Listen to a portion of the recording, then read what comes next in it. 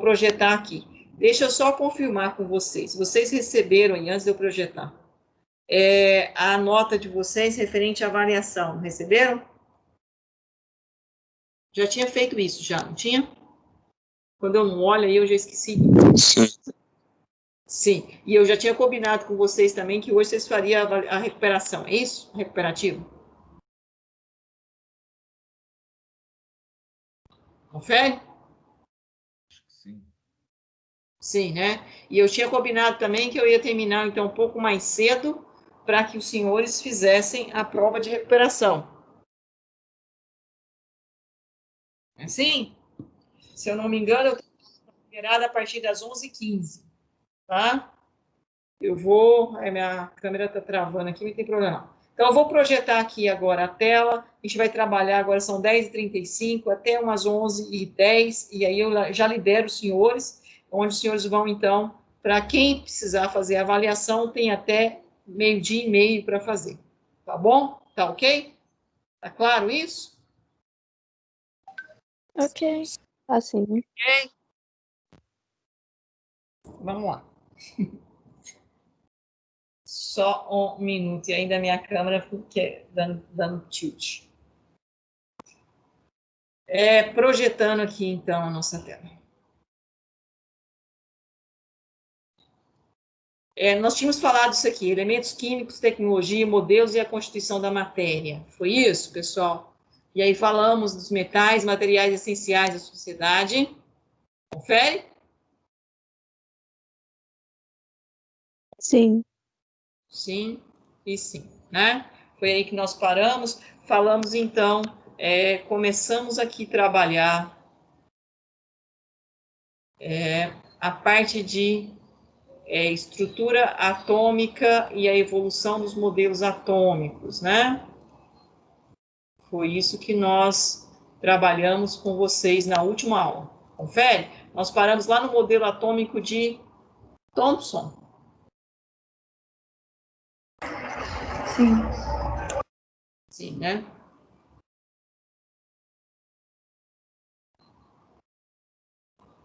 Só um minutinho, porque como eu tenho que me inteirar do assunto para a gente fazer, fechar.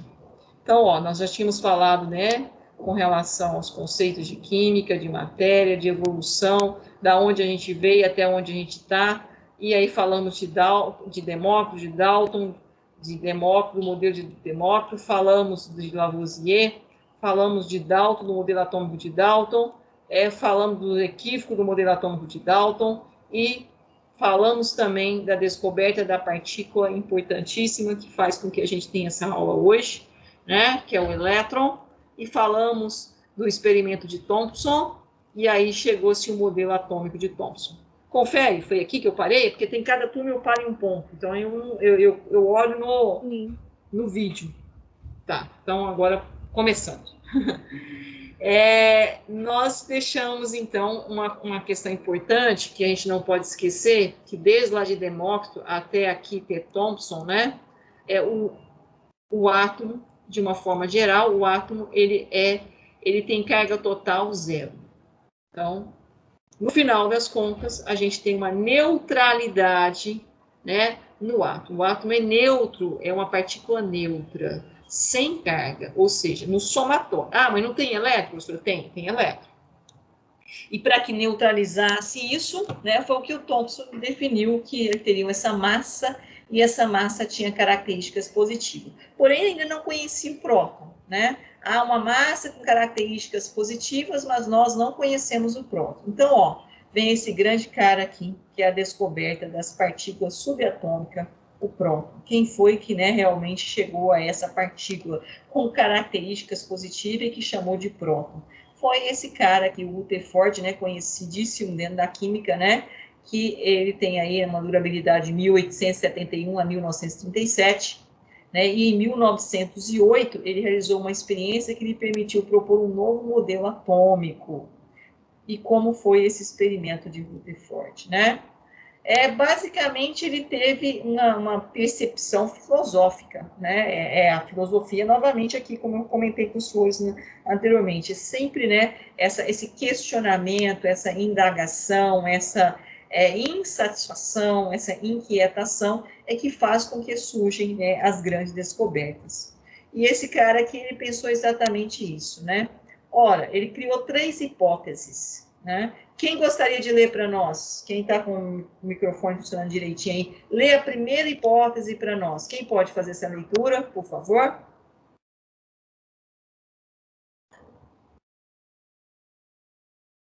Quem é? Quem pode? Eu não consigo visualizá-los, é por isso que eu estou pedindo a alguém que faça a leitura. Quem pode fazer? Ou eu vou ter que ir lá no Teams e selecionar um aluno?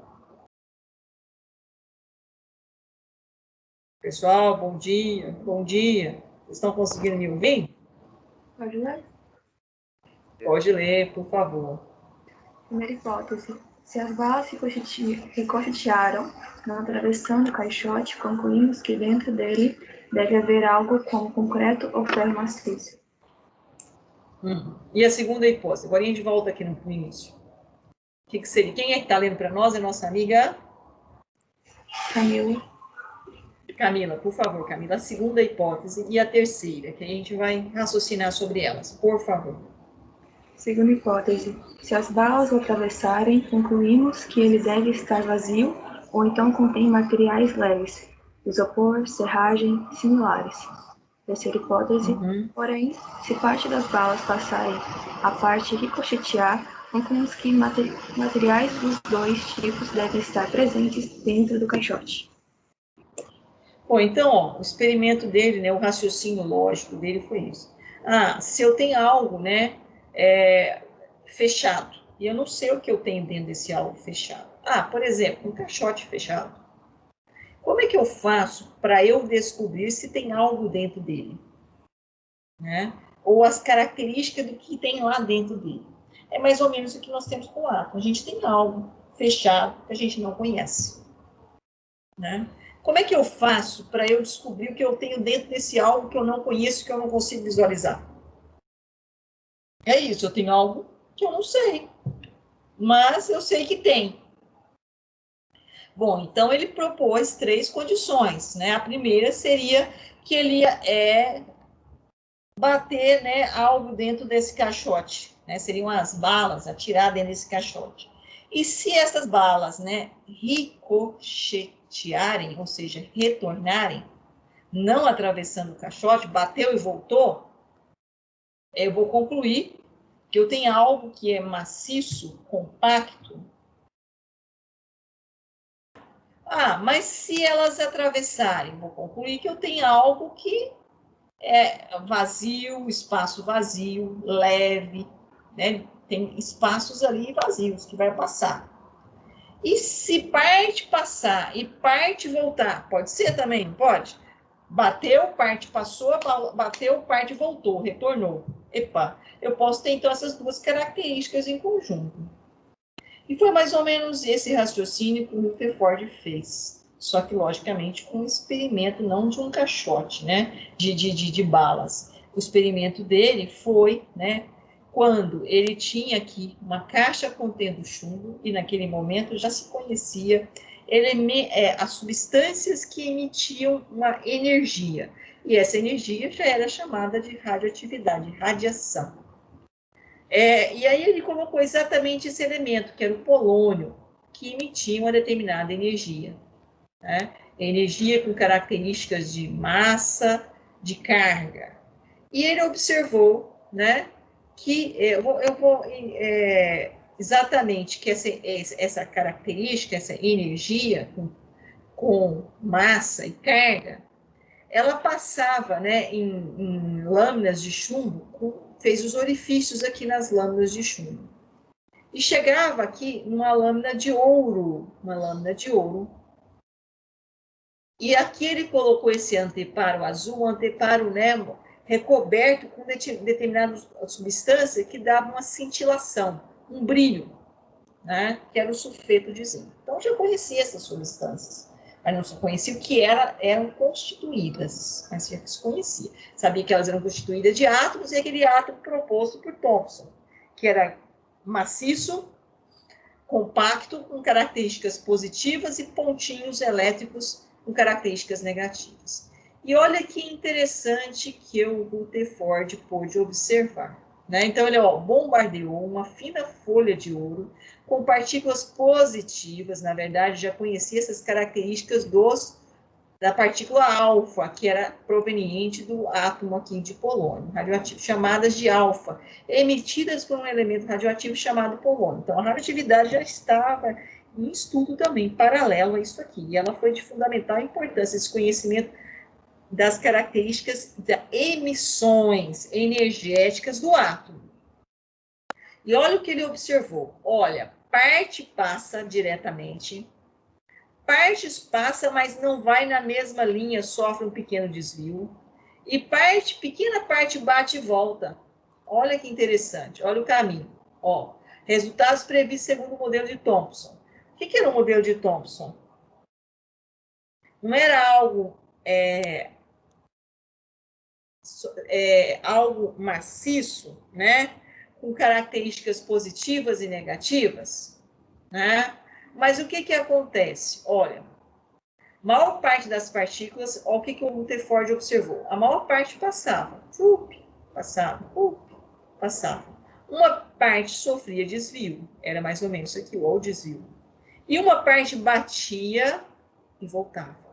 Batia e voltava, pequena parte, né? Bom, o que seria de interessante, né, com relação a essas características? Olha que interessante. Se eu tenho partes passando sem problemas, já tem um problema aqui. Qual seria o problema? Deixa eu pedir nossa amiga Camila, Larissa ou Camila? Camila, né? Camila. Lê esse pedacinho aqui para nós, só esse pedacinho, por favor. O átomo é uma estrutura praticamente vazia, e não uma esfera maciça, descontinuo. Isso, descontínuo, né? Agora lê esse pedacinho aqui para nós, por favor.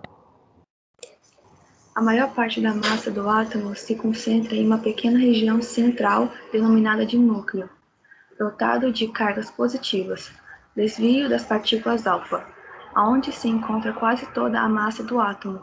Algumas partículas não atravessam o núcleo. O elétron e mais esse pedacinho aqui, para a gente fazer uma outra reflexão. Elétrons com carga negativa movendo-se em volta do núcleo. O átomo seria um sistema semelhante ao sistema solar, modelo planetário. Certo. Por que no caso aqui, eu vou voltar aqui um pouquinho, porque tem um erro aqui no nosso slide, e eu vou corrigir. Esse aqui, na verdade, está contrário, né? O que a gente conseguiria esperar era que batesse e voltasse, porque o que era o modelo atômico de Thomson? Não era algo maciço? Então, se eu bato em algo maciço, qual que é a expectativa? Eu bato e vou fazer o quê? Ou o modelo atômico também de Thomson, que segue ainda a lógica do modelo atômico de Dalton. Não era algo maciço? Bate, vai o que acontecer se eu bato em algo maciço, compacto? Que é o que o Rutherford pensou. Primeiro, se as balas retornarem, não atravessando o caixote, concluímos que dentro dele deve haver algo concreto, ferro ou maciço. Não é isso? Não é essa a proposta dele? A primeira hipótese? Se isso tivesse acontecido, não dessa forma como está aqui, o nosso desenho está errado. Na verdade, era isso aqui, que tinha que ter acontecido, bateu e voltar. Batesse e voltasse, a gente teria um modelo exatamente de quem? De Thomson, que era o complemento do modelo atômico de Dalton. Mas não, parte realmente passou. Não passasse. Aqui está errado. Vocês entenderam que eu estou corrigindo o slide, pessoal? Sim. Bom dia, bom dia. Porque se eu bato e volto, ó, se as balas ricochetearem, não atravessando o caixote, concluímos que dentro desse deve haver algo que concreto, ferro maciço. Se as balas atravessarem, concluímos que deve estar vazio, ou que contém algo leve ou vazio. E o que ele observou? Ele observou as duas coisas, voltou, sofreu desvio e atravessou. Então, não pode ser esse cara aqui, ó, que tenha bater e voltar, bater e voltar, bater e voltar. Ou esse modelo aqui, bater e voltar, bater e voltar. Então, aqui ele desbanca o modelo atômico de Dalton e também o modelo atômico de... Por quê? Porque o que ele observou foi isto aqui. Maioria passou. Se a maioria passou, significa que eu tenho o quê? Espaços vazios. Então, a matéria já não é mais compacta. Quem que falou que a matéria não era compacta? Quem que falou que a matéria não era compacta? Bom dia, pessoal. Toda a matéria é constituída por átomos e vazio. Não era compacta. Esse cara aqui foi o quê? Pensamento filosófico ou científico, comprovação científica? Com fundamentação matemática e física? Ou foi simplesmente um modelo baseado na intuição e na lógica?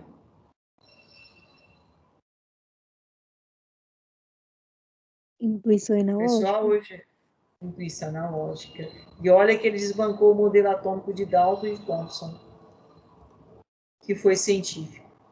Porque o Rutherford chegou à conclusão que o átomo era espaço vazio.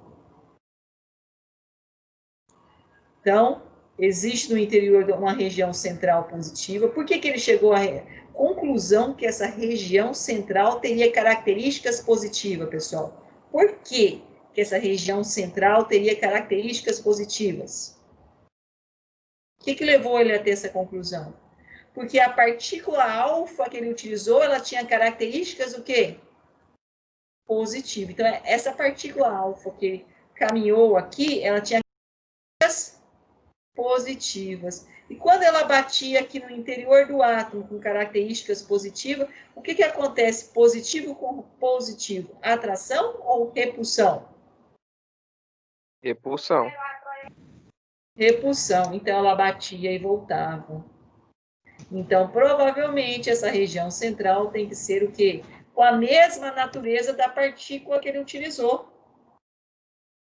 E eu tinha a região periférica vazia e ainda constituída, né, por partículas contrárias, como o Thomson já tinha falado. Eu tenho pontinhos de elétrons, partículas negativas. Tinha mesmo, só que estava num espaço vazio e não num espaço compacto. E por que parte das partículas positivas sofriam desvio? Porque elas passavam muito próximo dessa região positiva.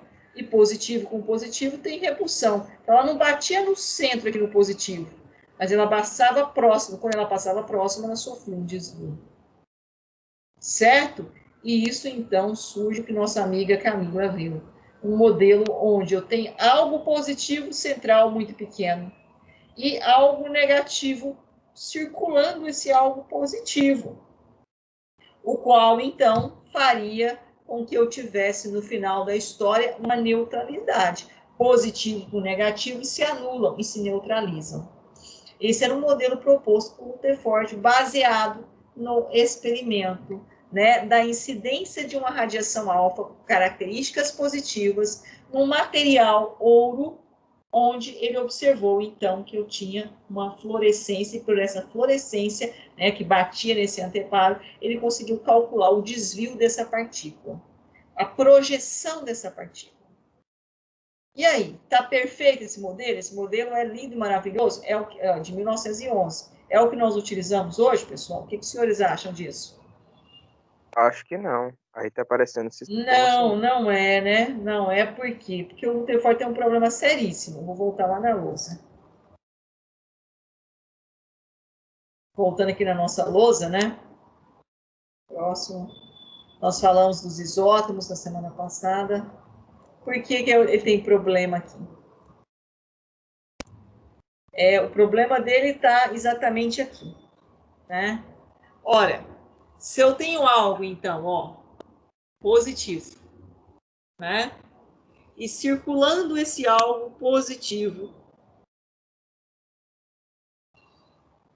eu tenho algo negativo, branquinho, e aqui tem algo positivo. Se eu tiver mais um outro algo positivo aqui, nessa região pequena, e aí, logicamente, a negativa era grande, a negativa era enorme, né? Em volta aqui.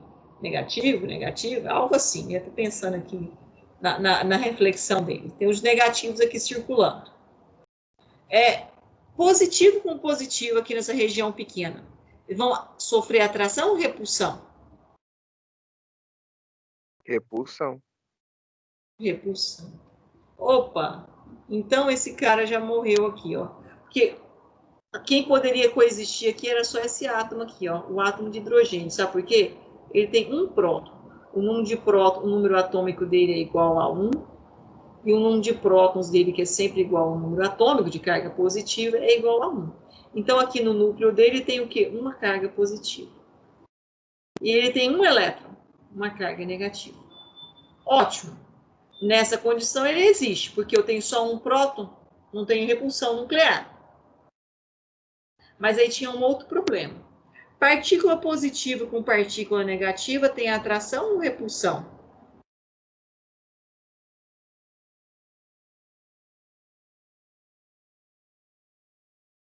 Atração ou repulsão? Esse negativo dele é circulando em volta daquilo que é positivo. Atração. Atração.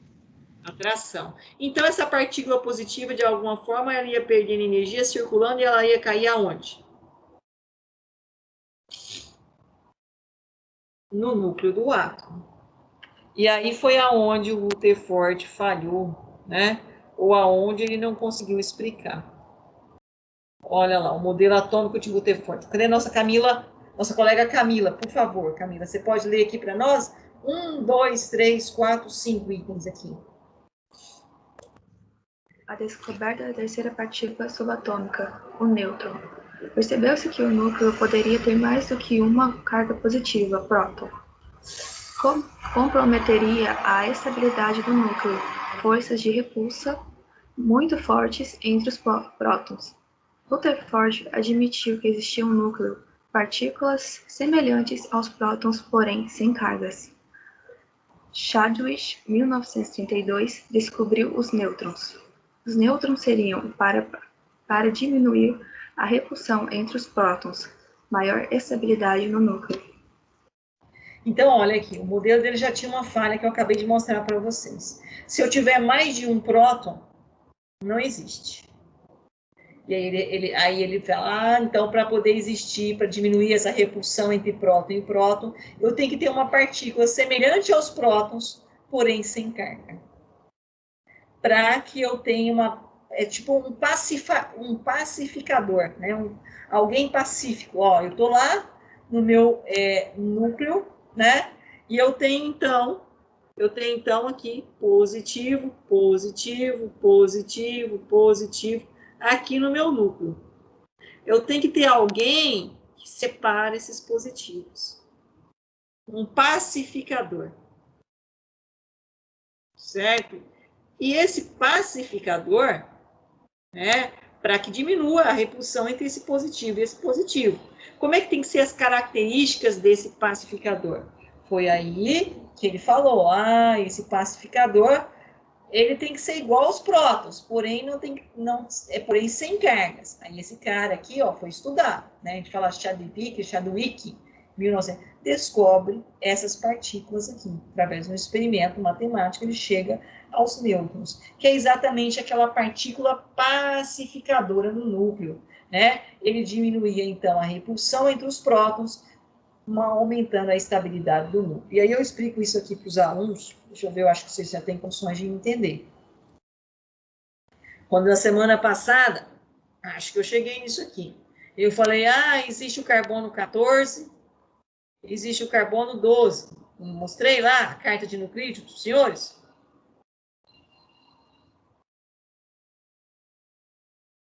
Sim ou sim? Bom dia, bom dia. Hoje vocês estão cansados, hein? Sim, né? E aí eu falei, o carbono 14, quem conhece? Já ouviu falar datação com carbono 14? O que significa datação? Datação é eu utilizar esse radionuclídeo para eu determinar um período que aquele material orgânico existiu, quantos anos aquele material orgânico passou a não fazer fotossíntese mais ou ingerir carbono, né? E aí esse carbono 14 que eu utilizo. Mas só para... Não vou explicar o princípio da datação, porque aí eu teria que usar várias aulas, vocês teriam que ter muito mais conhecimento na química para a gente chegar lá. Mas, só para explicar a diferença disso aqui. Isso aqui o senhor já viu. Vocês já estudaram lá no nono ano que a massa do átomo é igual ao quê? Prótons mais nêutrons. Não já estudaram isso? Não conhece essa equaçãozinha? Sim. E que a massa do átomo está concentrada no núcleo, que essas partículas aqui, os prótons, que o Rutherford descobriu, e depois vem o Chadwick e propõe os nêutrons, que o Rutherford já supunha a sua existência, mas o Chadwick né, determina esses nêutrons. E aí? Então, e isso estava concentrado no núcleo do átomo, é onde aquela parte maciça compacta, que teria exatamente esses dois caras com características semelhantes, porém esse aqui não tem carga e esse tem carga. E aí, a massa do átomo se resume exatamente na junção dessas duas partículas subatômicas, prótons e nêutrons. E a massa do átomo, então, quando eu falo, eu tenho 6 prótons, e falo que a massa do carbono é 14, qual é a quantidade de nêutrons que eu tenho aqui? Para essa equação ser igual, essa igualdade ser válida? Qual que tem que ser o valor do nêutrons aqui? 8. 8. Então, significa que no carbono 14 eu tenho 8 nêutrons. Agora vamos no carbono 12. A massa do átomo no carbono 12 é quanto? 12. O número de prótons no carbono é quanto? 6. Qual é o número de nêutrons aqui no carbono 12? 6. 6. Ué, professor, o que é diferente, então, em relação a esse carbono? Esse é o carbono 14 e esse é o carbono 12. O que tem de diferente neles? O número de nêutrons. E isso faz desse cara radioativo e isso faz desse cara não radioativo. Por quê, professora? Porque quando eu tenho excesso de nêutrons no núcleo ou excesso de prótons, o núcleo, o que o Rutherford falou aqui, eu vou voltar lá no modelo atômico de Rutherford, os nêutrons serviriam para diminuir a repulsão entre os prótons, maior estabilidade do núcleo. Para eu ter uma estabilidade nuclear, eu tenho que ter a quantidade de prótons igual à quantidade de nêutrons. Ou seja, um próton não é um nêutron. É isso aqui que eu fiz aqui, ó, quando eu fiz aqui na lousa. Próton, nêutron, próton, nêutron, próton, nêutron, próton, nêutron. Esse traço representando pelo nêutron. Quando eu tenho a mesma quantidade de prótons igual a de nêutrons, eu tenho um núcleo com baixa energia, maior estabilidade. Quando eu tenho um desbalanço em relação a prótons e nêutrons, eu tenho um núcleo com alta energia, alta instabilidade. Faz com que o meu núcleo seja radioativo. Essa é uma das características da radioatividade. Mas isso a gente vai explicar mais para frente para os senhores. Com relação à radio... É só dando uma pincelada aqui na questão da radioatividade. Tá ok, senhores? Então, isso é modelo que explicava, então, a existência, né, do modelo atômico de Rutherford, necessitava, basicamente, da partícula neutra para estabilizar o núcleo, certo? Então, surge o modelo atômico de Rutherford, que é o famoso modelo atômico planetário, né, que há várias condições para mostrar, onde o núcleo tem prótons e nêutrons, e a eletrosfera estão os elétrons, né? E aí o raio do núcleo é cerca de 10.000 vezes menor que o raio do átomo. Exatamente pelo experimento, porque eram muito poucas as partículas que batiam e voltavam, e retornavam, né? Que a palavra lá é difícil de falar. E isso fez, então, chegar a esses conceitos com relação a tamanho de núcleo, a características do núcleo, e aí nós chegamos, então, no modelo atômico de Rutherford.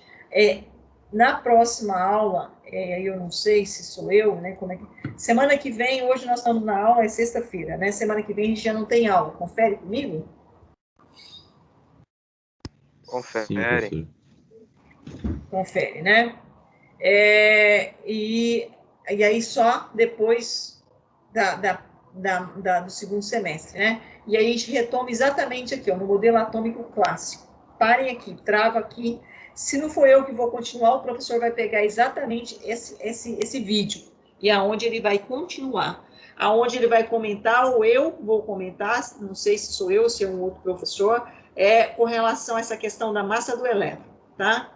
Por que a massa do elétron é tão pequena em relação à massa do próton e à massa do nêutron? Então, a gente para aqui, congela aqui, tá? Esse modelo atômico de Rutherford. Até aqui, há alguma dúvida com relação a essa proposta de ter núcleo e ter eletrosfera, e no núcleo ter prótons e nêutrons, e na eletrosfera ter elétrons? É basicamente isso o modelo atômico de Rutherford, mas com algumas falhas. A primeira já sabemos, tinha que ter os nêutrons, surgiu os nêutrons, mas tem outras falhas, e aí nós vamos comentar nos próximos capítulos. Até aqui, há alguma dúvida? Acho que não, professor. Não? Tá claro isso?